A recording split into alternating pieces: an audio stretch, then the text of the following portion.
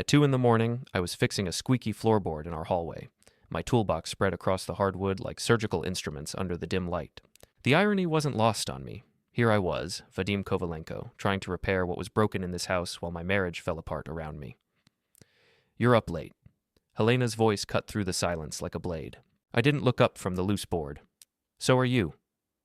Another late night at the office? My Ukrainian accent still colored my words after 15 years in New England, but the sarcasm was pure American. She stood in the doorway, her designer heels dangling from her fingers, lipstick slightly smudged.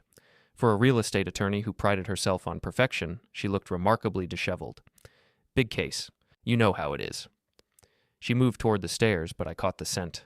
Expensive cologne that definitely wasn't mine.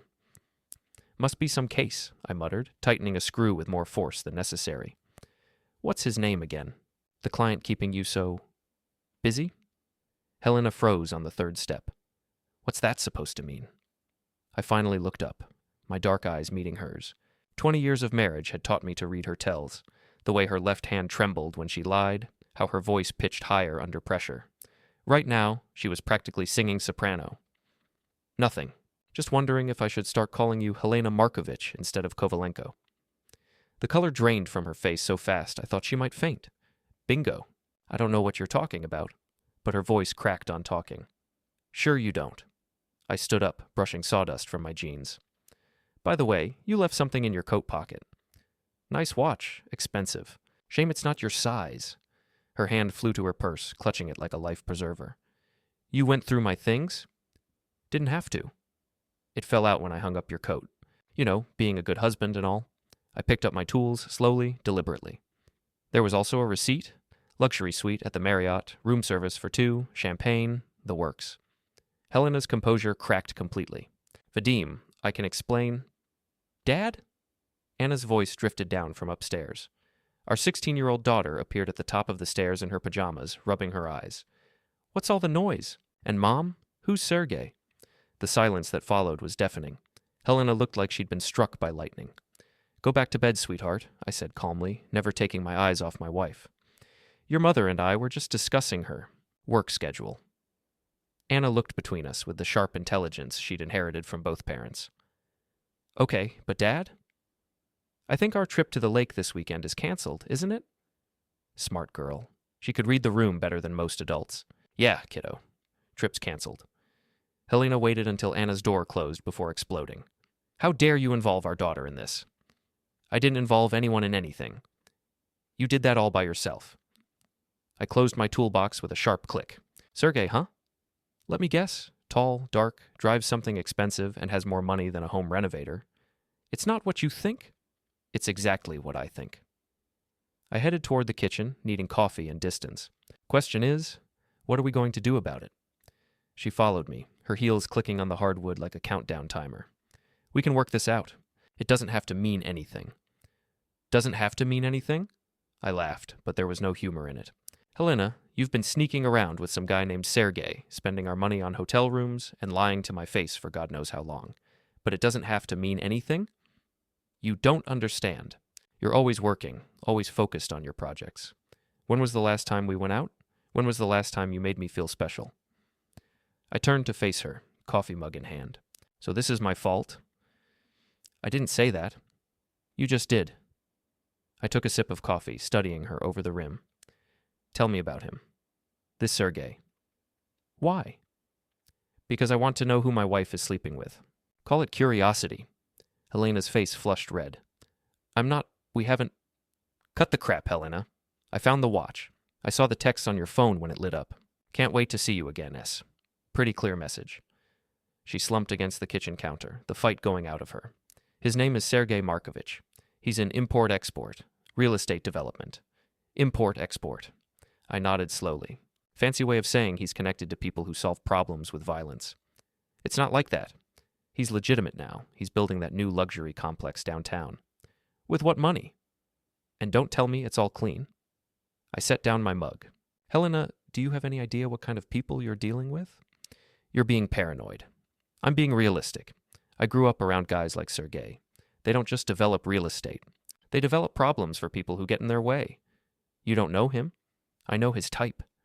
I moved closer, my voice dropping to a whisper. And I know that if he thinks I'm a problem, this conversation is going to get a lot more complicated. Helena's eyes widened. Are you threatening me? I'm warning you. There's a difference. I headed for the stairs. I'm going to bed. You can sleep in the guest room, and Helena? What? Next time you want to play house with your boyfriend, maybe don't leave the evidence lying around. I taught Anna better tradecraft than that, and she's 16. I left her standing in the kitchen, probably planning her next move, but I was already 3 steps ahead. 20 years in the construction business had taught me that before you tear something down, you better know exactly what you're going to build in its place. And I had plans for Sergei Markovich. The next morning, I was installing a security system in Mrs. Duffy's kitchen when she started her daily gossip session. At 73, Margaret Duffy knew more about our neighborhood than the FBI. That wife of yours has been keeping odd hours, she said, handing me a cup of coffee that could strip paint. Saw her coming home at 2:30 last Tuesday, then again Thursday. Work keeps her busy. I focused on mounting the camera, but my ears were wide open. And I suppose work explains the fancy car that's been parking across from your house? Black BMW, tinted windows. Very suspicious, if you ask me. I nearly dropped my drill. BMW? Oh, yes. Driver sits there for hours sometimes, just watching. Makes me nervous, what with all the break-ins lately. She peered out her kitchen window. Haven't seen it today, though. Mrs. Duffy, you're a treasure. I finished the installation and packed my tools.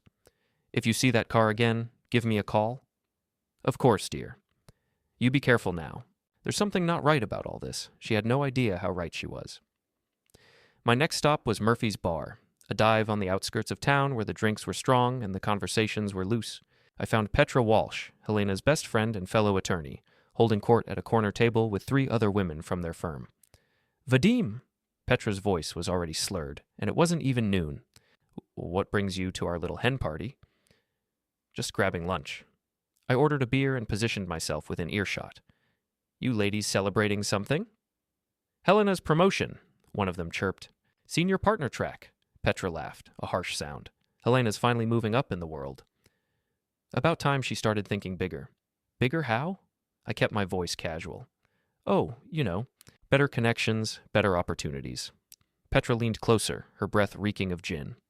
Sometimes you have to know the right people to get ahead. Helena's always been smart about that. The right people? Import-export types. Real estate developers. Men with real money, not just... She gestured vaguely. Construction wages. The insult hit its mark, but I kept my expression neutral. Sounds like she's got it all figured out. She does now. Petra's smile was vicious. Some women settle. Others upgrade. I finished my beer and left a generous tip. Tell Helena I said congratulations. Outside, I called my buddy Max from my army days. He ran a small private security firm and owed me a few favors.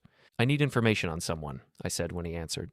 Sergei Markovich, import-export, real estate development. The spider? Jesus, Vadim, what kind of trouble are you in? The spider? That's what they call him. Has a spider web tattoo on his left wrist. Word is, he used to run numbers for the Kozlov crew before going legitimate, and by legitimate, I mean he found better ways to launder money. My blood ran cold. How dangerous is he? Depends. He's not a killer, but he's got connections to people who are. Why? He's sleeping with my wife. The silence stretched for so long, I thought the call had dropped. Vadim, listen to me very carefully. You need to be smart about this. Guys like Markovich don't just steal wives, they eliminate problems. And right now, you're a problem. What do you suggest? Document everything, build a case, and whatever you do, don't confront him directly. Not yet. I spent the rest of the day thinking about Max's advice. That evening, while Helena worked late again, I searched our home office. What I found made my stomach turn. Bank statements showing large deposits to an account I'd never seen. Credit card bills for restaurants I'd never been to, hotels I'd never stayed in, and buried in her desk drawer, a burner phone with dozens of texts to and from a contact labeled S. The messages painted a clear picture. Helena wasn't just having an affair, she was planning to leave me. The text talked about handling the house situation and making sure everything transfers cleanly. There were references to insurance policies and something called the accident plan.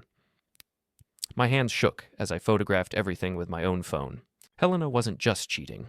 She was setting me up for something much worse. The front door slammed, and I quickly put everything back where I'd found it. Helena appeared in the office doorway, looking flushed and disheveled. "What are you doing in here?" "Looking for the property tax bill. Mrs. Henderson wants to know what we paid so she can appeal hers." The lie came easily. Helena relaxed slightly. "It's in the filing cabinet under T for taxes." "Found it." I held up a random document. "How was work?" "Long, complicated. I'm exhausted." She moved toward the stairs. "I'm going to shower and go to bed early." "Helena?" She turned back. "What?" "I love you. You know that, right?" For a moment, her mask slipped, and I saw something that might have been guilt. "I know." After she went upstairs, I sat in the dark office, planning my next move. Max was right. I needed to be smart about this. But he was wrong about one thing. I wasn't going to build a case and hope the system worked. I was going to handle this my way. And Sergei, the spider Markovich, was about to learn that some webs are stronger than others. 3 days later, I was ready to spring my trap. I'd spent the time gathering intelligence, thanks to Mrs. Duffy's eagle eyes and Max's connections. Sergei drove a black BMW 750i, lived in a penthouse downtown, and had a weakness for expensive restaurants and younger women. More importantly, he was arrogant enough to think a simple construction worker posed no threat. He was about to learn otherwise. I started small, a dead fish in his car's air intake. Sugar in his gas tank was too obvious and potentially dangerous. I wasn't trying to kill anyone, just send a message. Instead, I used something more personal. A note in Ukrainian tucked under his windshield wiper that roughly translated to, "The ghost is watching." The reaction was immediate. Helena came home that evening, pale and shaken. "Everything okay?" I asked, not looking up from the newspaper. "Fine. Just work stress." But her hands trembled as she poured herself a glass of wine. My phone buzzed with a text from Mrs. Duffy. "BMW parked outside for 2 hours today. Driver looked nervous." Perfect. Sergei was rattled. The next morning, I put phase 2 into motion. I'd learned from Max that Sergei was courting investors for his luxury development project. A man like that lived and died by his reputation. Time to damage it. I created a simple flyer with Sergei's photo and the headline, "Do you know this man?" Below, I listed his car's license plate and a warning about suspicious activity in the neighborhood. I didn't accuse him of anything specific, just raised questions. Then I distributed the flyers to every mailbox in a 6-block radius around his building. The beauty of the plan was its subtlety. Sergei couldn't prove I'd done anything illegal, but his neighbors would start paying attention.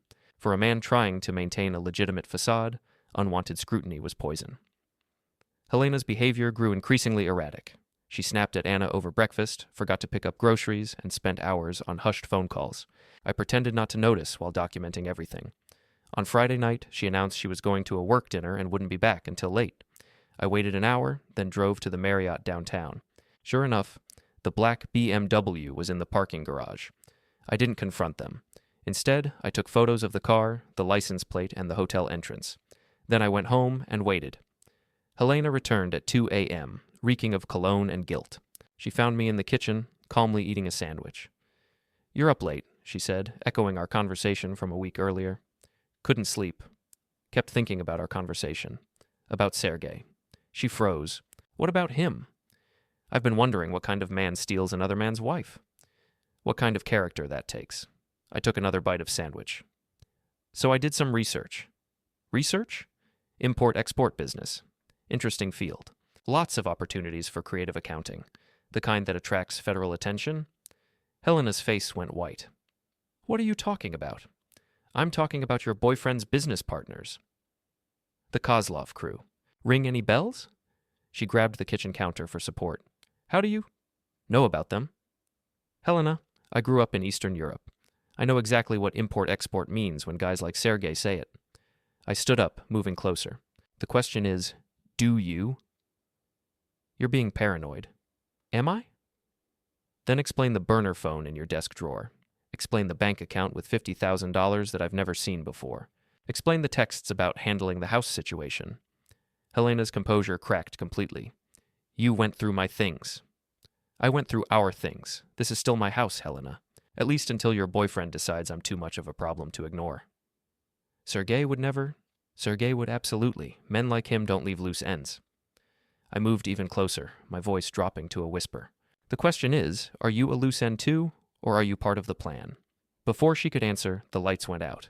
Emergency lighting kicked in a second later, bathing the kitchen in an eerie red glow. Through the window, I could see our neighbors' houses were still lit up. Someone had cut our power specifically. "Stay behind me," I whispered, grabbing a flashlight from the emergency kit. Helena clutched my arm, all pretense of defiance gone.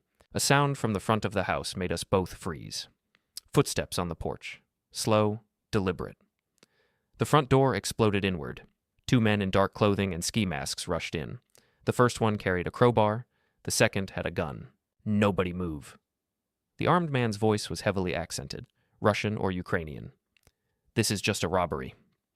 I pushed Helena behind the kitchen island and stepped forward, hands raised. "Take whatever you want. We won't resist." The gunman moved closer, weapon trained on my chest. "Too bad your own wife wants you ended." That's when I saw it. A spiderweb tattoo on his left wrist, visible below his glove. Sergei. "Tell you what," I said calmly, my military training kicking in. "Why don't you take off that mask and we can discuss this like men?" "Shut up," but I could hear uncertainty in his voice. "I know who you are, Sergei, and I know why you're here." I took a half step forward. "But here's what I don't think you know. I'm not some scared construction worker you can intimidate."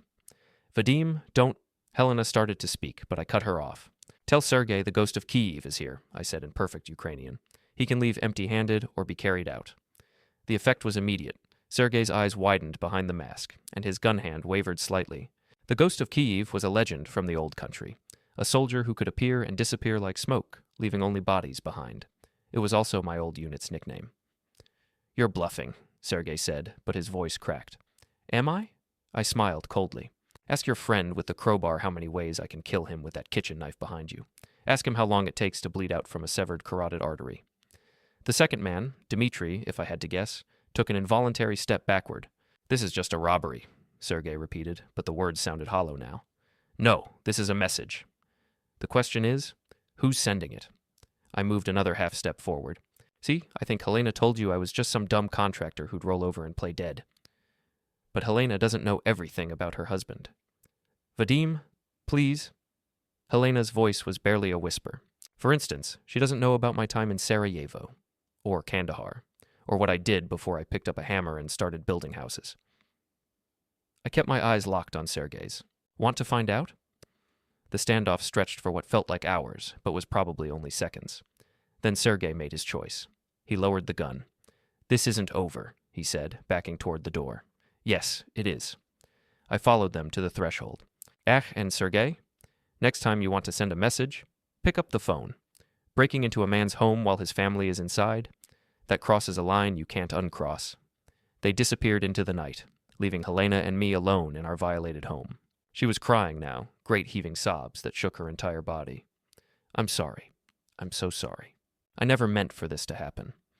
I looked at my wife of 20 years, this woman I'd loved and trusted and built a life with, and felt nothing but cold calculation. "No, Helena. You're not sorry this happened. You're sorry it didn't work. The game had changed. Sergei had made it personal by bringing violence into my home, by threatening my family. Now I was going to show him what a real predator looked like, and I was going to enjoy every minute of it." The police arrived 30 minutes after I called them, led by Detective Ray Morrison, a good cop who'd been on the force for 15 years. I'd done work on his house the previous summer, so he knew me as a straight shooter. "Any idea why someone would target your home specifically?" Morrison asked, surveying the damaged front door. "Could be random. Could be someone who knows I keep tools and equipment here." I shrugged. "Hard to say." Helena sat on the couch, wrapped in a blanket, playing the traumatized victim perfectly. "They said it was just a robbery, but then one of them said something about my husband. Something threatening." Morrison's pen stopped moving. "What exactly did he say?" "Something about how it was too bad I wanted him ended." It didn't make sense. Helena's performance was Oscar-worthy. "Why would anyone think I wanted to hurt Vadim?" "Good question." Morrison looked between us. "Any marital problems? Financial difficulties? Anything that might explain that comment?" "We're fine," I said quickly. "Probably just trying to scare us, make us think it was personal when it wasn't." After the police left, Helena and I sat in silence while Anna slept upstairs, somehow having missed the entire drama. Finally, Helena spoke. "What happens now?" "Now?" "Now, I fix the door and install better security. Life goes on." "That's it?" I looked at her carefully. "What did you expect? That I'd pack up and leave, run away because your boyfriend tried to scare me? He's not my—" She stopped herself. This wasn't supposed to happen like this. How was it supposed to happen, Helena? She didn't answer, but she didn't need to. I could read it in her face, in the way she couldn't meet my eyes. The break-in was supposed to be the beginning, not the end. A scared husband might do something stupid, give Sergei an excuse to escalate, or maybe I was supposed to have a convenient accident while chasing off the intruders. Instead, I'd called their bluff and sent them running. I need some air, Helena said, reaching for her phone. No. I plucked the device from her hands. No phone calls tonight, no texts. No contact with anyone until we figure out what's really going on here. You can't. I can, and I am. Helena, you're either with me or you're with them, but you don't get to play both sides anymore. She stared at me like she was seeing a stranger. Maybe she was. The next morning, I drove to Max's office and told him everything. He listened without interruption, his face growing darker with each detail. This is escalating fast, he said when I finished. Markovich is feeling pressured, making mistakes. That's good and bad. How so? Good because desperate people are sloppy. Bad because desperate people are dangerous. Max pulled out a file folder. I did more digging on your boy Sergei. Turns out he's not as legitimate as he pretends. The folder contained surveillance photos, financial records, and police reports. Sergei Markovich had been suspected in 3 separate money laundering investigations, but charges were never filed. His import-export business was a front for moving cash between offshore accounts, and his real estate development was funded by investors with ties to organized crime. The luxury apartment complex downtown? It's a washing machine for dirty money, Max explained. Sergei takes cash from his criminal partners, uses it to buy property, then sells the property to shell companies they control. Clean money comes out the other end. And Helena's involved how? Real estate attorney. She handles the legal paperwork, makes sure everything looks legitimate, for a cut of the profits, of course. The pieces clicked into place. Helena wasn't just having an affair. She was Sergei's inside woman, his legal protection.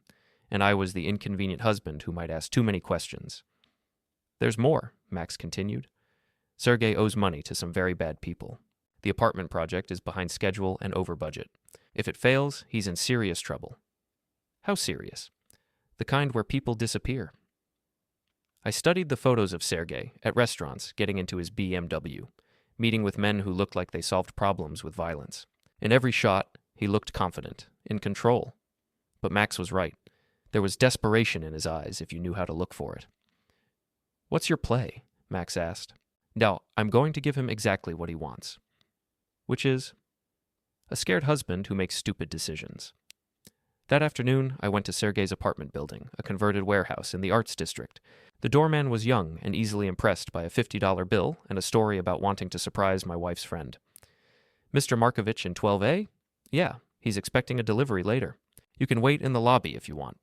Instead, I took the elevator to the 12th floor and picked the lock on Sergei's door. 20 years of construction work had taught me a lot about security systems, mostly how inadequate they were. The apartment was exactly what I'd expected. Expensive furniture, modern art, and no personal touches. It was a showplace, not a home. I spent 10 minutes planting surveillance devices in key locations, then left as quietly as I'd arrived. That evening, I monitored the audio feed from my truck while Sergei paced his apartment, making increasingly frantic phone calls. The husband knows something, he said in Russian to someone I assumed was Dmitri. He called me the Ghost of Kyiv. That's not random. A pause while the other person responded. I don't care what Helena says. This guy is dangerous. We need to handle him before he becomes a bigger problem. Another pause. No, not at the house again. Too much heat. We do it somewhere quiet. Make it look like an accident. I'd heard enough. Sergei was planning to kill me, probably with Helena's knowledge and consent. The woman I'd loved for 20 years was actively plotting my murder, but 2 could play that game. I drove to the luxury hotel where Sergei and Helena conducted their affair and paid cash for a room on the same floor. Then I called Helena. I need to see you, I said when she answered. Tonight. It's important. Vadim, I don't think... Room 1247 at the Marriott, 1 hour. Come alone, and Helena, bring Sergei. It's time the 3 of us had an honest conversation. I hung up before she could respond. An hour later, I watched through the peephole as Helena and Sergei approached my door. She looked terrified. He looked confident, probably armed, definitely dangerous. Perfect. I opened the door with a smile. Thanks for coming. We need to talk. Sergei entered the hotel room first, his right hand resting inside his jacket, definitely armed. Helena followed, her face pale but determined. I closed the door behind them and engaged the security chain. "Cozy," Sergei said, scanning the room for threats. He was taller than I'd expected, maybe 6'2", with the lean build of a runner. The spiderweb tattoo on his left wrist was clearly visible below his expensive watch. "You wanted to talk?" "Talk." First, let's establish some ground rules. I moved to the center of the room, keeping my hands visible. This is a conversation between civilized men. No weapons, no threats, no violence. Agreed? Sergei's smile was cold. "Me, you're hardly in a position to make demands." "Actually, I am." I pulled out my phone and showed him a video file. "Recognize this?" The screen showed Sergei and Dmitri breaking into my house, clear as day. I'd installed the security camera that morning, positioned to capture anyone approaching the front door. "Insurance," I explained. "If anything happens to me, this video goes to the police, the FBI, and every news outlet in the state. Your legitimate businessman act dies with me." Sergei's confidence wavered slightly. "What do you want?" "I want to understand the endgame here. Helena leaves me for you, takes half my assets in the divorce, and you two ride off into the sunset. That about right?" Helena found her voice. "It's not that simple." "Sure it is, except for one problem. I'm not cooperating, so you decided to escalate. The break-in was supposed to scare me into doing something stupid, giving you an excuse to eliminate the problem permanently." "You're paranoid," Sergei said, but his eyes told a different story. "Am I? Then explain the conversation you had 3 hours ago about making my death look like an accident." The silence in the room was deafening. Helena's face went white, and Sergei's hand moved closer to his concealed weapon. "You're wearing a wire," Sergei accused. "No wire." But I am very good at gathering intelligence. I sat down in the room's single chair, projecting calm confidence. "See, you made a mistake, Sergei. You assumed I was just some dumb contractor who'd roll over and play dead. But I'm not." "What are you, then?" "I'm a man who spent 10 years in places where people like you are considered minor annoyances. I'm a man who knows how to make problems disappear without leaving evidence. And I'm a man who's getting very tired of being threatened." Helena stepped forward. "Vadim, please. We can work this out. Nobody has to get hurt." "You're right. Nobody has to get hurt. But somebody is going to pay for bringing violence into my home, for threatening my daughter, for trying to destroy my family." I looked directly at Sergei. "No, the question is how much you're willing to lose to avoid that payment." "You think you can intimidate me?" Sergei's voice was steady, but sweat beaded on his forehead. "I don't think anything. I know." I stood up slowly, my movements deliberate and controlled. "I know about your money problems. I know about the investors breathing down your neck. I know about the apartment project that's hemorrhaging cash." Sergei's jaw tightened. "You don't know anything." "I know that if your criminal partners find out you're sloppy enough to get caught on camera breaking into houses, they'll cut their losses. Permanently." I moved closer, invading his personal space. "I also know that Helena here has been skimming money from the legal fees, thinking you wouldn't notice. Haven't you, sweetheart?" Helena gasped. "That's not true." "The offshore account in the Caymans. Account number ending in 7743. 50,000 and change, all diverted from client payments over the past 6 months. I smiled at her shocked expression. "You really thought I wouldn't find out?" "I handle our taxes, Helena. I see every financial document that comes through this house." Sergei turned to stare at Helena, his face darkening. "Is this true?" "I can explain. She was building herself an escape route," I continued. "In case things went bad with you, she'd have money to disappear." "Smart woman. Too bad she's not as smart as she thinks." The dynamic in the room shifted dramatically. Suddenly, Helena wasn't Sergei's partner. She was another problem he needed to solve. "This changes nothing," Sergei said, but his voice lacked conviction. "It changes everything. See, now you have 2 problems instead of 1. You can't trust Helena, and you can't eliminate me without bringing down a world of hurt on yourself." I pulled out a thick manila envelope. "Which brings us to my proposal." "What kind of proposal?" "The kind that gets everyone what they want without anyone ending up dead or in prison." I opened the envelope, revealing photographs, financial documents, and legal papers. "I'm offering you a way out, Sergei. A clean exit that preserves your reputation and keeps you breathing." Helena moved closer to see the documents. "What is all this?" "Evidence. Lots of it. Financial records proving Sergei's money laundering operation. Photos of him meeting with known criminals. Audio recordings of him planning to murder me." I spread the papers across the bed. Everything the FBI would need to put him away for 20 years. Sergei's hand moved toward his gun, but I held up a warning finger. I wouldn't. The moment I don't check in with my associate every 4 hours, all of this goes public. And I mean all of it, including Helena's involvement as your legal accomplice. You bastard, Helena whispered. I'm a survivor.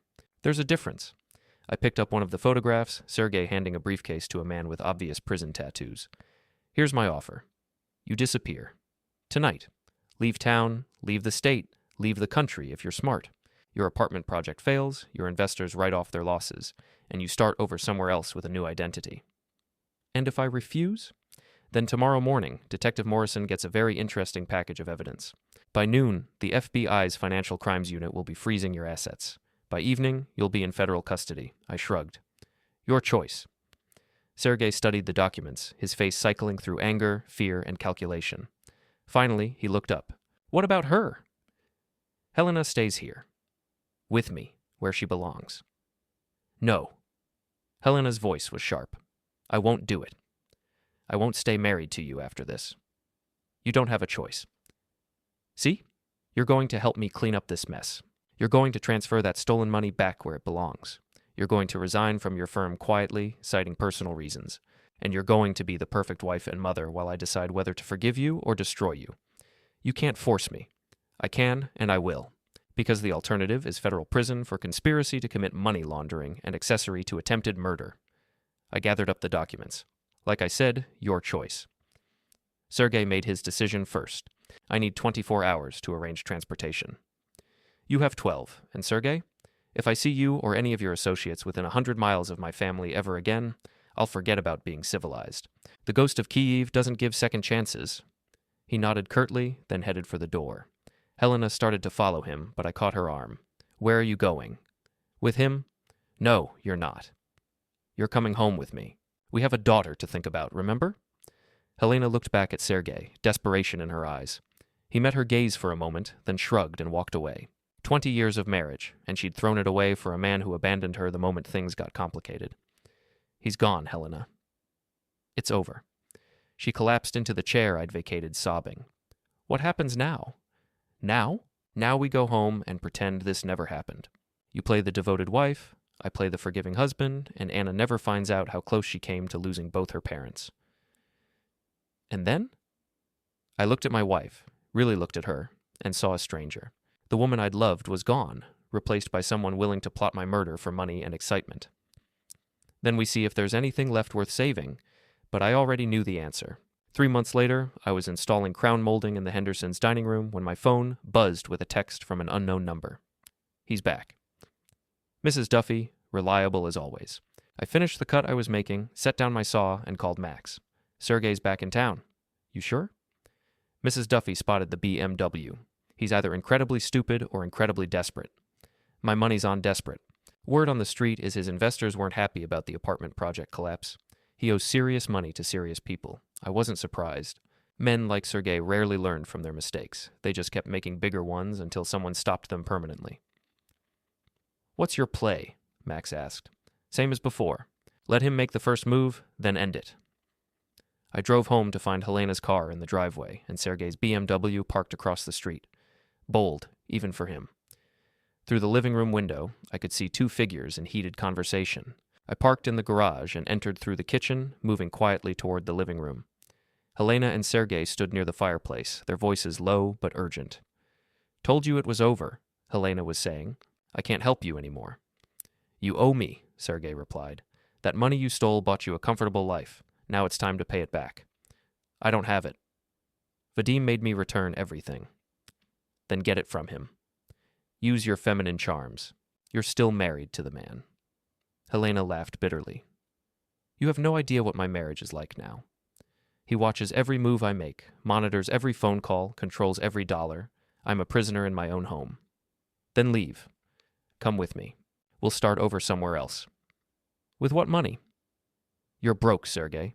Your investors want you dead, your business is finished, and you're hiding from half the criminals on the East Coast. I chose that moment to enter the living room. Afternoon, folks. Hope I'm not interrupting anything important. Sergei spun around, his hand moving instinctively toward his jacket. Helena just looked tired. Vadim, she said. I know exactly what you were doing. The question is why. I set down my toolbox and faced Sergei. I thought we had an understanding. Things change. Not our agreement. You leave, you stay gone, everyone lives happily ever after. Simple. Sergei's smile was desperate. I need money, a lot of it, and your wife is going to help me get it. No, she's not. She doesn't have a choice. See, I kept copies of all the financial documents from our business arrangement. If I go down, she goes down with me. I looked at Helena, reading the fear in her eyes. Is that true? He made me sign things. Documents I didn't fully understand. If the FBI investigates. She's an accessory to everything, Sergei finished. Money laundering, fraud, conspiracy, 20 years minimum. Interesting? I moved to the wet bar and poured myself a whiskey. Want to know what I think? Not particularly. I think you're bluffing. I think if you had real leverage over Helena, you wouldn't be here begging. You'd be making demands. I took a sip of whiskey, savoring the burn. I also think you're scared. The kind of scared that makes men do stupid things. I'm not scared of you. You should be. But that's not what's driving this. You're scared of whoever you owe money to. They're closing in, and you need cash fast to disappear permanently. Sergei's silence confirmed my guess. How much? I asked. 200,000. I whistled softly. That's a lot of money. What makes you think I'd give it to you? Because if you don't, your wife goes to prison and your daughter grows up knowing her mother is a federal criminal. I set down my glass and walked to the window, looking out at the quiet suburban street. Mrs. Duffy was watering her garden, probably listening to every word through the thin walls. The Hendersons were washing their car, normal people living normal lives, unaware that a dangerous criminal was threatening my family 50 feet away. You know what your problem is, Sergei? Enlighten me. You think this is still a negotiation. It's not. I turned back to face him. You had your chance to walk away. Instead, you came back and threatened my wife and daughter. That changes everything. You can't touch me. I've got insurance. Your insurance just expired. I pulled out my phone and played an audio file. Sergei's voice filled the room. She doesn't have a choice. See, I kept copies of all the financial documents. His face went pale. You recorded this conversation? I record every conversation that happens in my house. Funny thing about extortion, it's a federal crime. Threatening a witness, also federal. Conspiracy to commit fraud, strike 3. Helena stared at me in shock. How long have you been recording us? Since the night of the break-in. Every phone call, every conversation, every whispered plan. I smiled coldly. Did you really think I'd trust either of you again? Sergei reached for his gun, but I was ready. 20 years of construction work had given me quick reflexes and strong hands. I grabbed his wrist, twisted sharply, and sent the weapon skittering across the hardwood floor. Now that's assault, he gasped, cradling his injured wrist. Self-defense. You reached for a weapon in my home while threatening my family. I picked up the gun and ejected the magazine. Helena, call the police. Wait! Sergei's voice was desperate now. You don't understand. If I get arrested, if I can't pay what I owe, they'll come after anyone connected to me. That includes Helena. Let me worry about Helena. You can't protect her from these people. They're not local criminals, they're international. Russian mob, Ukrainian bratva, Serbian mafia. They have resources you can't imagine? I studied his face, looking for tells. He was scared, but not lying. The threat was real. What do you suggest? Give me the money. I disappear forever, and everyone stays safe. Or I make some phone calls before the police arrive. Tell my creditors exactly where to find Helena and Anna. See how good your home security is against professionals. The room fell silent except for the tick of the mantel clock. Helena was crying quietly, probably realizing for the first time how deep she'd fallen into this nightmare. I made my decision. Okay, you get the money. Helena looked up in shock. Vadim, no, but not how you think. I walked to the fireplace and removed a brick from the hearth, revealing a hidden safe. This contains everything I need to destroy you, Sergei. Financial records, audio recordings, video surveillance, witness statements, enough evidence to put you away for life. I removed a thick folder and set it on the coffee table. Here's what's going to happen. You're going to take this evidence and deliver it personally to your creditors. You're going to explain that you can't pay them because you're about to be arrested by the FBI. You're going to convince them that killing you or anyone connected to you would bring unwanted federal attention. They'll kill me on the spot. Maybe. Or maybe they'll decide a live scapegoat is more valuable than a dead one. Your choice. Sergei stared at the folder like it was a poisonous snake. This is insane. This is justice. You wanted to play in the big leagues, Sergei. Time to face big league consequences. The sound of sirens in the distance made us all freeze. Someone had called the police. Mrs. Duffy, Helena whispered. Good old Mrs. Duffy. I handed Sergei his empty gun. You have about 2 minutes to decide. Take the folder and try to convince your creditors you're more valuable alive than dead. Or stay here and explain to the FBI why you were extorting a federal witness. Sergei grabbed the folder and headed for the back door. This isn't over. Yes, it is. He disappeared into the gathering dusk just as police cars pulled into our driveway. Detective Morrison knocked on the front door 30 seconds later. We got a call about a domestic disturbance, he said, scanning the living room for signs of trouble. False alarm, I replied. Helena and I were having a discussion about our marriage. Things got a little heated, but we worked it out. Didn't we, honey? Helena nodded mutely. Morrison looked skeptical, but had no evidence of a crime. After a few more questions, he left with a warning to keep the noise down. Helena and I sat in silence until the police cars disappeared. Is he really gone this time? She asked. One way or another. What happens to us now? I looked at my wife of 20 years, this woman who'd betrayed me, stolen from me, and conspired to have me killed. The smart thing would be to divorce her, take Anna, and start over. The safe thing would be to put as much distance as possible between us and the criminal world she'd dragged us into. But I'd never been accused of being smart or safe. Now we see if there's anything left worth saving. 3 weeks later, Max called with news. Sergei's body was found in Boston Harbor. Single gunshot to the head, execution style. I wasn't surprised. Men like Sergei rarely got happy endings. Any blowback? None. Word is, he gave up some bigger fish before they killed him. His creditors got paid, the feds got arrests, and everyone's happy. Helena was in the kitchen when I hung up, preparing dinner like a normal suburban wife. She'd kept her word about returning the stolen money and resigning from her firm. She'd also started seeing a therapist and attending marriage counseling sessions. Whether any of it would be enough remained to be seen. That was Max, I said. Sergei's dead. She stopped chopping vegetables, her knuckles white around the knife handle. How? Does it matter? She resumed chopping, but her hands shook slightly. I suppose not. Anna bounced into the kitchen, home from soccer practice and oblivious to the darkness that had nearly consumed our family. What's for dinner? She asked, kissing my cheek. Your mother's famous chicken parmesan. Awesome. Oh, and Dad, Mrs. Duffy wants to know if you can fix her garbage disposal tomorrow. Tell her I'll be there first thing in the morning. Anna disappeared upstairs to shower, leaving Helena and me alone again. Do you think she suspects anything? Helena asked. Anna's smart. She knows something happened, but she doesn't know what, and she never will if we're careful. Helena nodded, tears streaming down her face. I'm sorry. For all of it. I know that doesn't fix anything, but I needed to say it. I know. Can you ever forgive me? I looked at my wife, really looked at her, and saw the woman I'd fallen in love with 20 years ago. She was still there, buried under layers of guilt and regret and fear. Whether she could find her way back remained to be seen. Ask me in a year. It wasn't forgiveness, but it was a start. Outside, Mrs. Duffy was watering her garden again, keeping watch over our quiet suburban street. The black BMW was gone forever, along with the man who'd driven it. Helena was home where she belonged, damaged but alive.